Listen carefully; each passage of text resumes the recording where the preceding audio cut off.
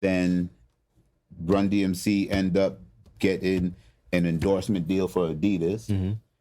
I, at some point, because Hollis was wearing so much Adidas, just videotaped everybody in the hood wearing Adidas and called information and got the number to Adidas. And at the time was, again, God's timing in my life. You know? There's a man named Peter Moore. He just died. Peter Moore started Nike with Phil Knight. Oh, I didn't know that. Right? At that time, Phil Knight and Peter Moore had a split up. Peter Moore let Phil Knight take Nike. Yeah. And Peter Moore went to Germany and did a deal for Adidas America.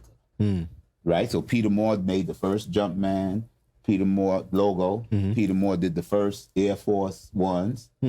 But then when him and Phil Knight had the blow up and they split, and he went and got Adidas America, he was starting from zero now. Yeah. That's when, thank God, I made this videotape and it got into his hands.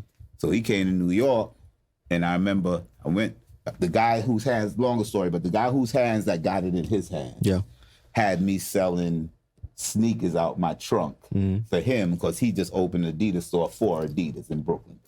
So, you know, I'm so good in my hood and everywhere in my hood, I'm pulling up in 40 Projects, Supreme Team, open up my trunk, selling out of sneakers. I'm selling out of sneakers. And that's how I keep my relationship early with Adidas until Peter Moore was coming to New York. He told me, yo, come meet him, man, take off of work. Went and met Peter Moore. He looked at me and said, why you did this?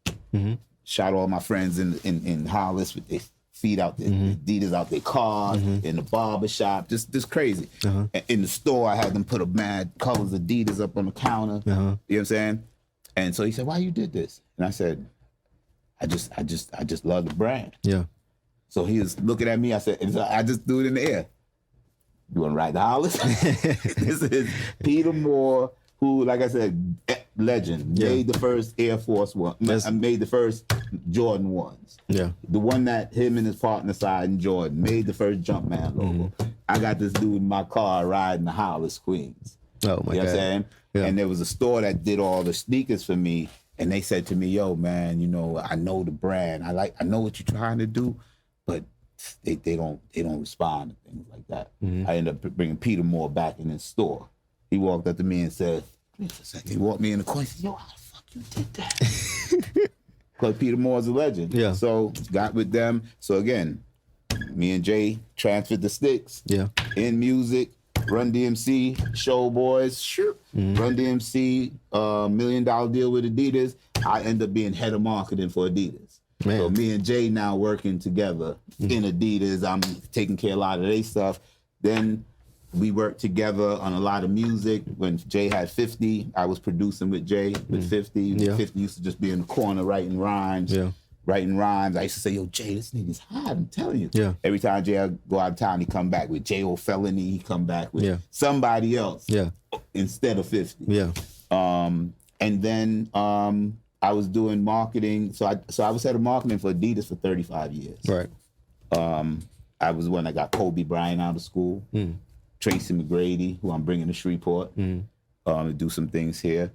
Tim Duncan, Kevin Garnett, Jason Williams, Run DMC. I did all the Missy Elliott stuff. I just had Mona Scott here in Shreveport because she was Missy Elliott's manager at the time. So I got people coming looking at Shreveport, but that's where I met them. So, and then after that, I was doing some marketing for Jay.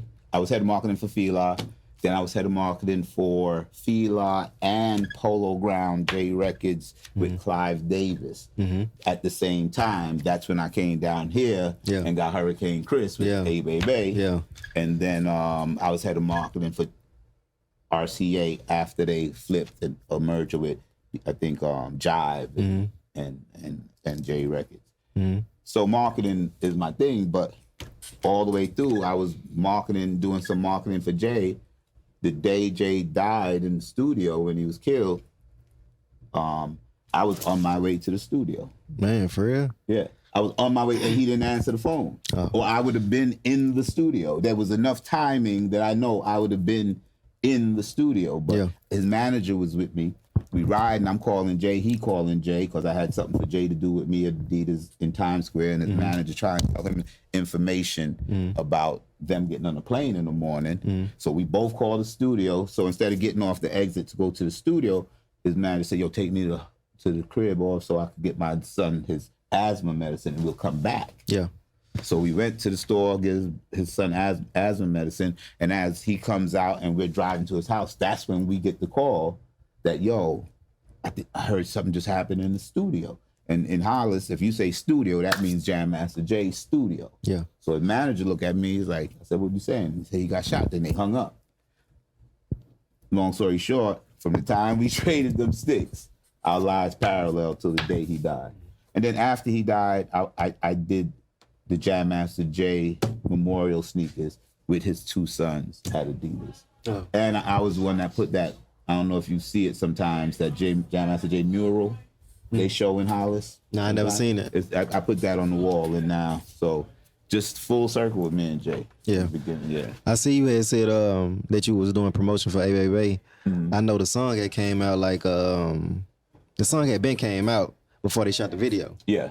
So how was it when you got it? So how does it work when you get a record that's like a year old, but y'all know it's a hit, and then you take it to marketing and then you try to expand it? Well, what's funny about it, I think that's one of the biggest misconceptions about music, how long it really takes for a record to work through the system. Right.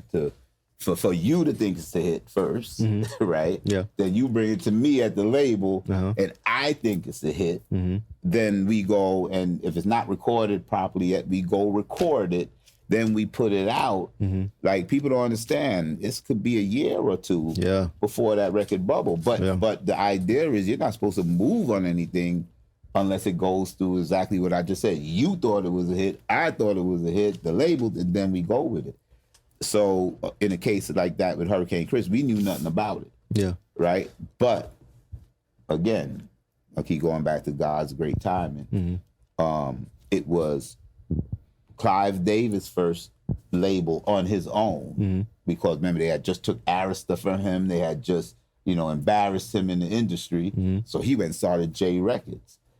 Where he started J Records, Brian Leach was formerly head of A&R for TVT. So that was his. So Clive Davis, so what happened was me and Brian Leach were good friends through Little John and me and Little John. So one time we was in LA and I told him, yo, get a PR person to do something for you in a magazine so that your label head at TVT could see it and know other people seeing it too. So what happened was it worked. He did that.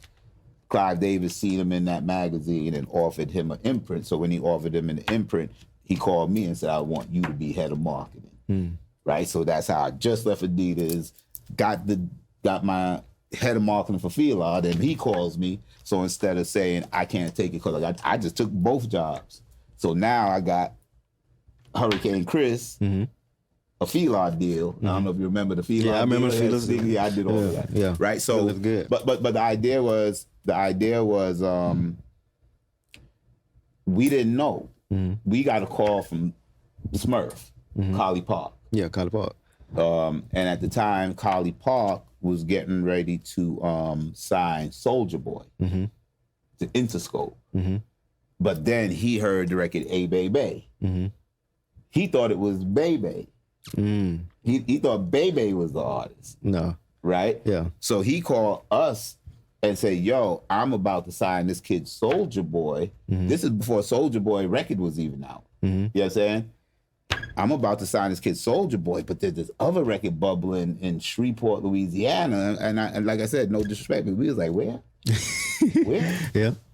I live here now. Yeah. So this is, you know what I'm saying? Yeah. So we was like, where? Shreveport, Louisiana. Where's that?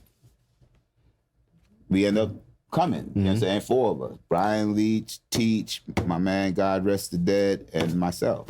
So we came here and we met with Bebe. And then Bebe was like, nah, that's not me. That's my little man, Hurricane.